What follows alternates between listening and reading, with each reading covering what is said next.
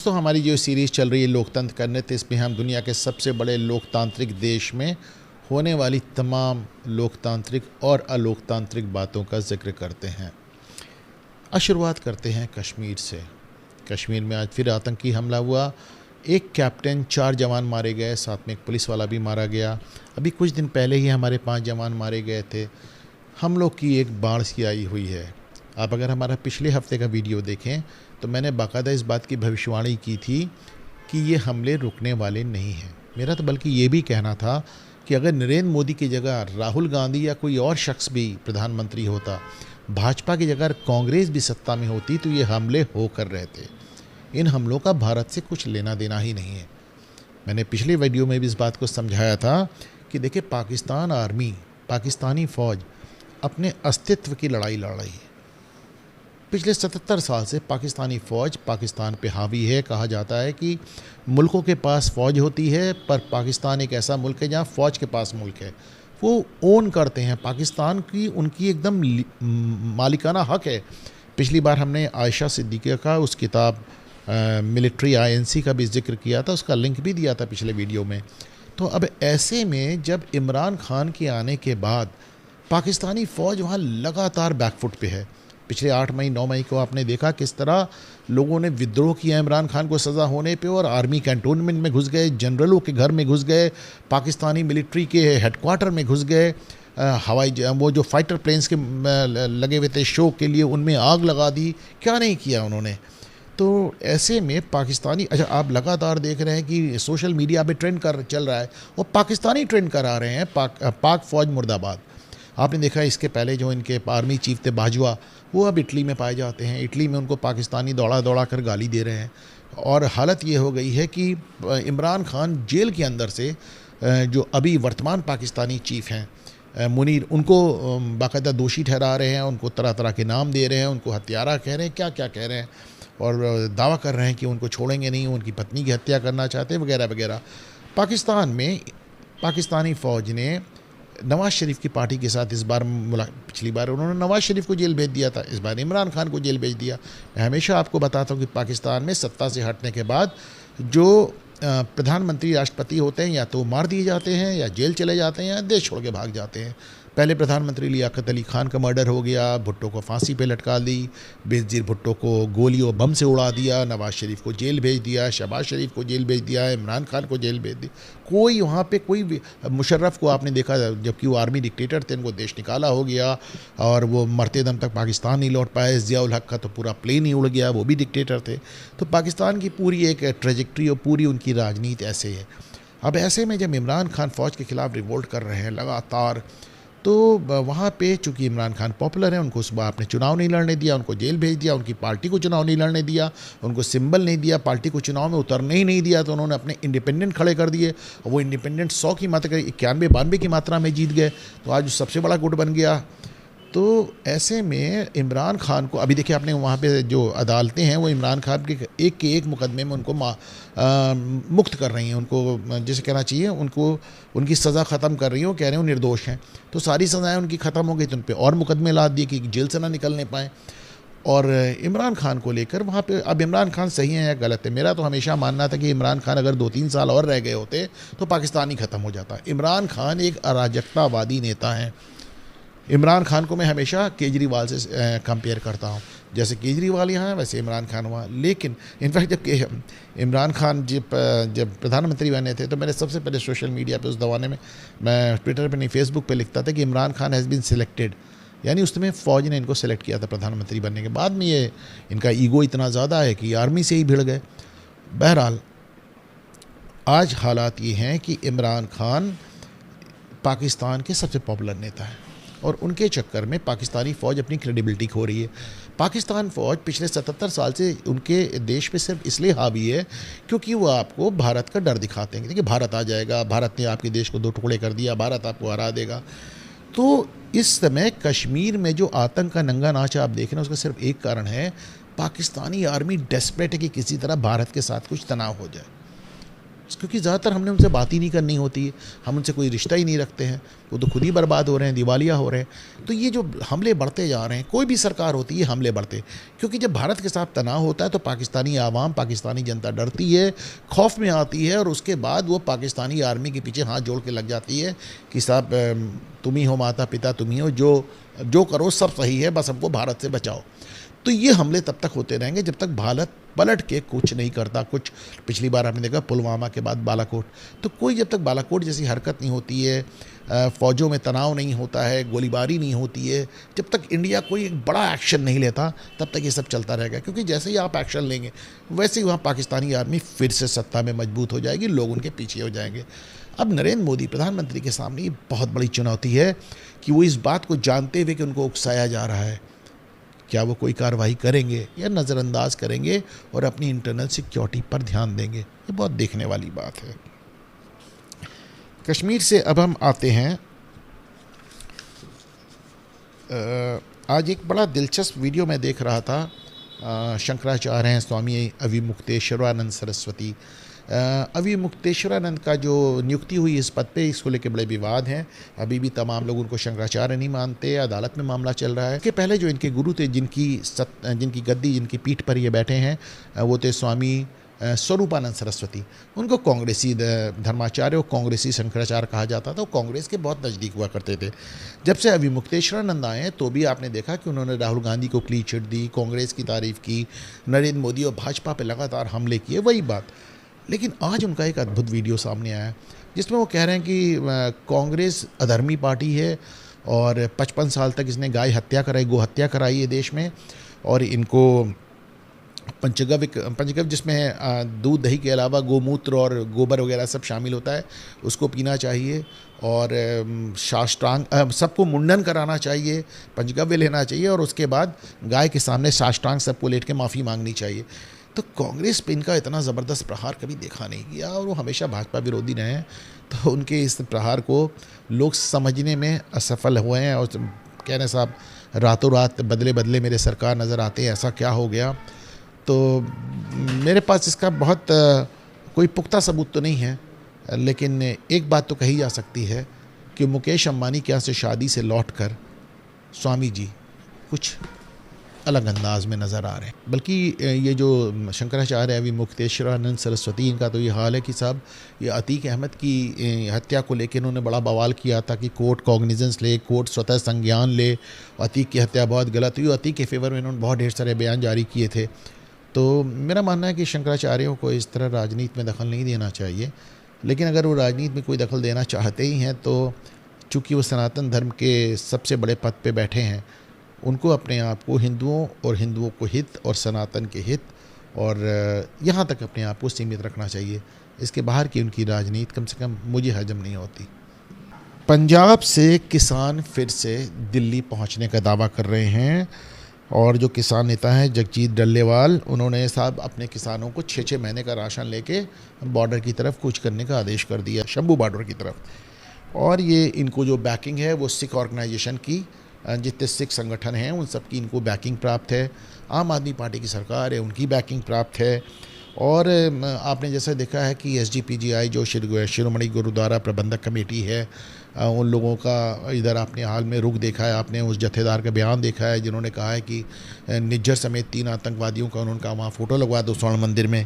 और अमृतपाल की आपने जीत देखी है, आपने सरबजीत सिंह की जीत, सरबजीत सिंह खालसा जो कि ये सिर्फ इसलिए जीत गए क्योंकि इनके पिताजी ने, बेअंत सिंह ने, इंदिरा गांधी की हत्या की थी, केवल इस नाम पे जीत गए। अमृतपाल जो कि खुलेआम खालिस्तान का नक्शा बांट रहे हैं, वो जीत गए।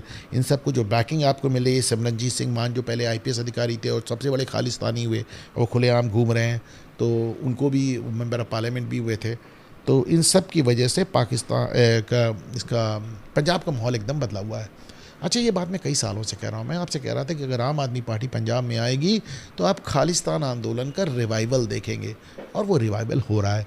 क्योंकि जब केजरीवाल पंजाब में चुनाव प्रचार कर रहे थे, दिन में कहीं भी होते थे, जो नाइट स्टे होता थे, ये बात मैं कई बार बता चुका हूँ, जो उनका रात्रि विश्राम होता था वो किसी न किसी मारे गए आतंकवादी के घर पे होता था।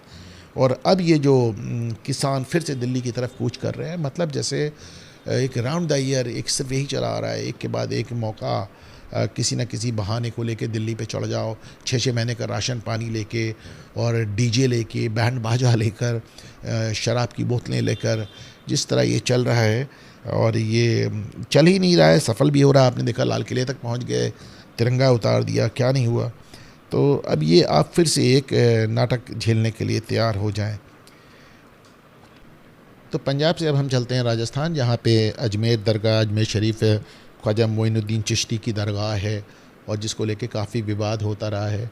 1992 में ख्वाजा मोइनुद्दीन चिश्ती की इसी दरगाह के जो वहाँ पे काम करते हैं खादिम, जो चिश्ती होते हैं, उन्होंने एक बहुत बड़ा सेक्स स्कैंडल किया था जिसमें तकरीबन 300 से 400 लड़कियों का यौन शोषण और बलात्कार हुआ था। वो लड़कियां कुछ तो 11 साल की थी, कुछ 11 से 20 साल की लड़कियां थीं। इसमें अधिकारियों की लड़कियां थीं, जजों की लड़कियां थीं। बहुत बड़ा स्कैंडल था। उस पर कांग्रेस के पदाधिकारी थे और दरगाह से जुड़े हुए तमाम लोग थे। और लेकिन उस समय सोशल मीडिया इतना स्ट्रॉन्ग नहीं था, ये सब के सब बाल बाल बच गए। वो आज तक आप गूगल मीडिया पे अजमेर स्कैंडल करके ढूंढेंगे तो आपको नज़र आएगा कि आज़ाद हिंदुस्तान में ये सबसे बड़ा सेक्स स्कैंडल हुआ है। वो अलग बात है कि इसमें किसी को सज़ा नहीं हुई।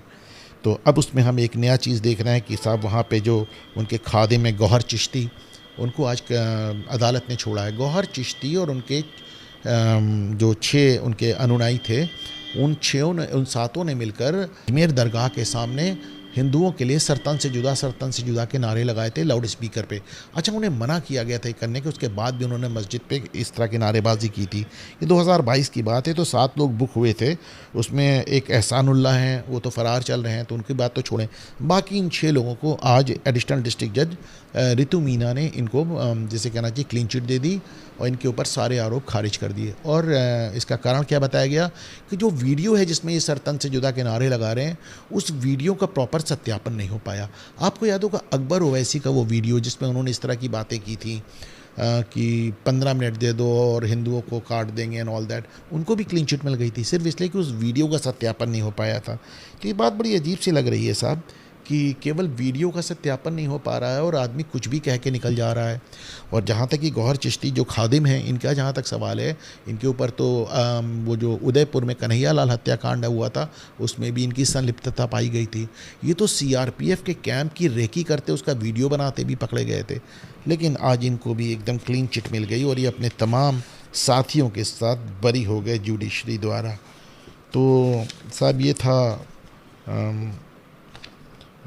ख्वाजा चिश्ती की दरगाह से खादिम गौहर चिश्ती की कहानी।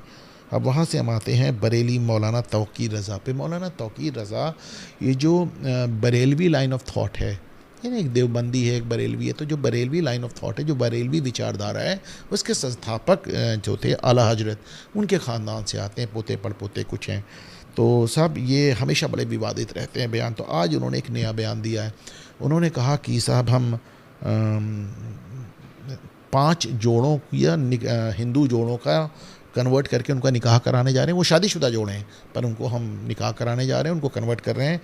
23 बच्चों का उन्होंने कहा हम धर्म परिवर्तन खुलेआम करने जा रहे हैं। उसमें 15 लड़कियां और 8 लड़के हैं और इसके लिए उन्होंने बाकायदा प्रशासन को नोटिस दिए कि साहब हम करने जा रहे हैं, देखिए कोई दखल ना दे हमारे काम में। और उनका कहना है कि जो लड़के लड़कियां हैं ये अलग अलग काम कर रहे हैं, हिंदू हैं और ये लिव इन अरेंजमेंट में रह रहे हैं और इनका इस्लाम पे दिल आ गया है, इस्लाम पे ईमान आ गया है, ये कन्वर्ट होने जा रहे हैं और कोई हमको रोक सके तो रोके। ये अपने फतवे के लिए, अपनी स्पीचेस के लिए बहुत ज़्यादा जाने जाते हैं।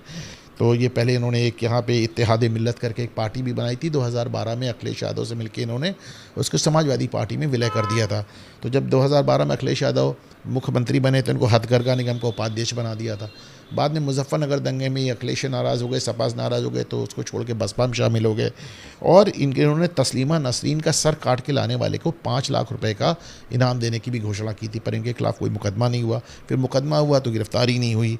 इन्होंने एक और बड़ी स्पीच दी थी, सोशल मीडिया बहुत ज़्यादा वायरल है, जिसमें वो कह रहे हैं कि अगर मैंने अपने लड़कों को छोड़ दिया तो पूरे हिंदुस्तान में हिंदुओं को सर छिपाने की जगह नहीं मिलेगी, इसका ऐसे मारा जाएगा।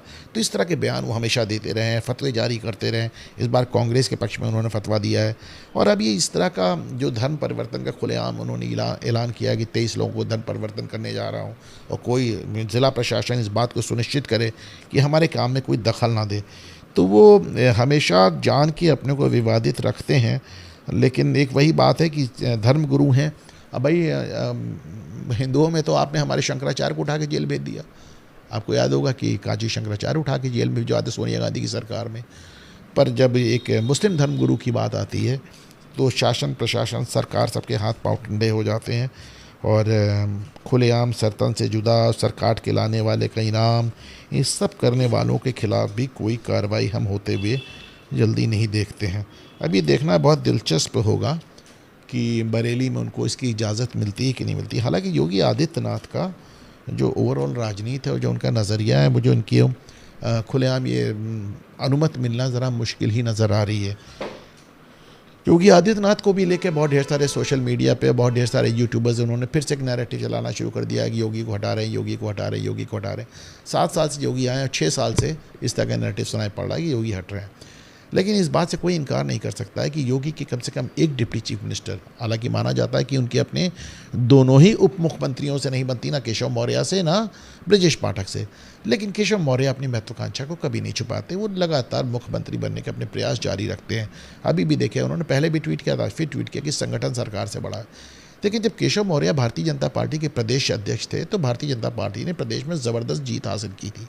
मुझे लगता है कि केशव मौर्य संगठन में ज़्यादा अच्छा काम करते हैं और वो मानते भी हैं कि संगठन सरकार से बड़ा होता है।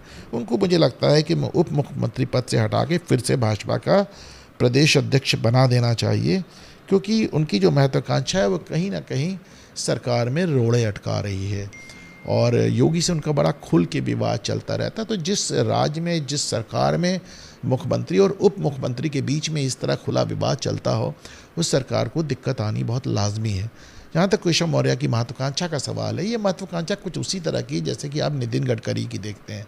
नितिन गडकरी भी प्रधानमंत्री होना चाहते हैं, पर आप सोच कर देखिए, क्या नितिन गडकरी के नाम पे उत्तर प्रदेश, बिहार, राजस्थान में भाजपा को वोट मिल सकता है? क्या उनके नाम, उनके चेहरे पे वोट पड़ सकता है? क्या वो सरकार, उसके लिए आपको मोदी के चेहरे की ज़रूरत होती है।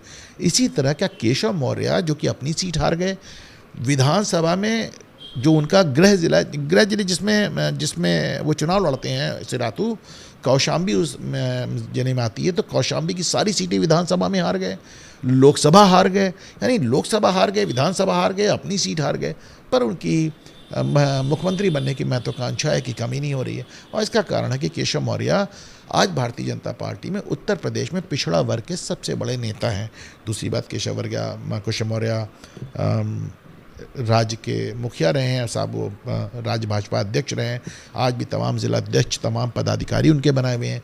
तीसरी बात, उनकी आरएसएस और विश्व हिंदू परिषद में बहुत ज़बरदस्त पकड़ है। योगी भाजपा के मुख्यमंत्री होते भी भाजपा के आदमी नहीं है, वो तो हिंदू महासभा के रास्ते से आए थे, वो भाजपा के टिकट पे लड़ते ज़रूर थे, लेकिन केशव मौर्य की पार्टी के अंदर, आरएसएस के अंदर, विश्व हिंदू परिषद के अंदर, बजरंग दल के अंदर, ये पूरे उसमें बहुत ज़बरदस्त पकड़ है। तो उनकी महत्वाकांक्षा लगातार जिसे कहना चाहिए हिलोरे मारती रहती है।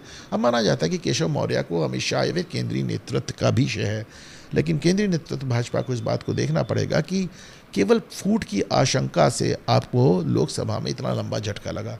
विधानसभा चुनाव कैसे लड़ेंगे जब आपके सीएम और डिप्टी सीएम की आपस में बन ना रही हो? ज़रा उत्तर प्रदेश से एक झटका क्या लगा, मोदी पहली बार जीवन में बहुमत पाने से चूक गए। मान के चलिए कि केंद्र में भाजपा सरकार के लिए उत्तर प्रदेश बहुत ज़रूरी है, वरना मोदी को गुजरात से आके बनारस से चुनाव लड़ने की ज़रूरत नहीं पड़ती। अब थोड़ा सा एक अंतर्राष्ट्रीय खबरों पे भी नज़र डाल लेते हैं। अच्छा, इसके पहले मैं देखिए, भोजशाला पे एक एएसआई की रिपोर्ट आ गई है।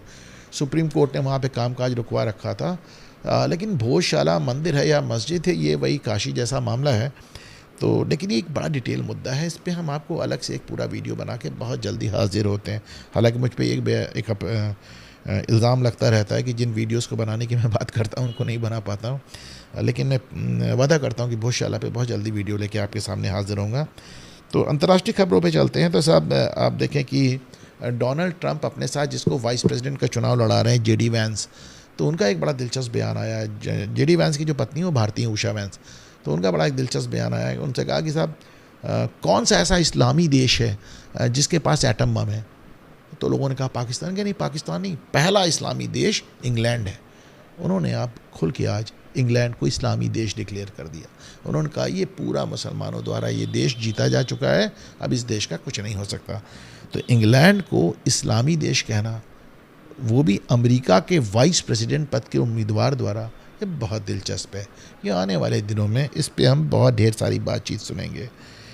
इंग्लैंड से हम आते हैं फ्रांस पे। फ्रांस में आपको जैसा कि मालूम है कि 26 जुलाई से ओलंपिक होने वाले हैं, पेरिस ओलंपिक।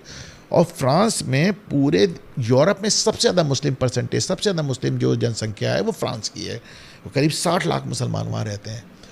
60 लाख आपके हिसाब से कम होंगे, मतलब भारत के हिसाब से, उत्तर प्रदेश के लिहाज से, लेकिन वहाँ के हिसाब से, वहाँ उनकी पॉपुलेशन को देखते हुए 60 लाख बहुत होते हैं। तो साहब उसके बाद भी फ्रांस ने उन्होंने अपना एक स्टैंड ये लिया है कि फ्रांस में जितने भी उनके पास उनके ढेर सारे खिलाड़ी एथलीट्स मुसलमान हैं। उन्होंने कहा हमारी जितनी भी महिला खिलाड़ियाँ होंगी जो मुस्लिम होंगी, हमको अगर वो हिजाब पहनेंगी तो हम उनको ओलंपिक्स में पार्टिसिपेट नहीं करने देंगे। इसको लेके फ्रांस में बवाल मच गया है।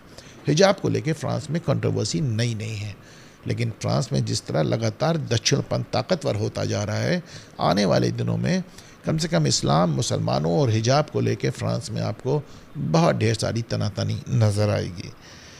एक आखिरी बात, नेपाल हमारे पड़ोस की। नेपाल में एक नए प्रधानमंत्री आ गए, केपी शर्मा ओली।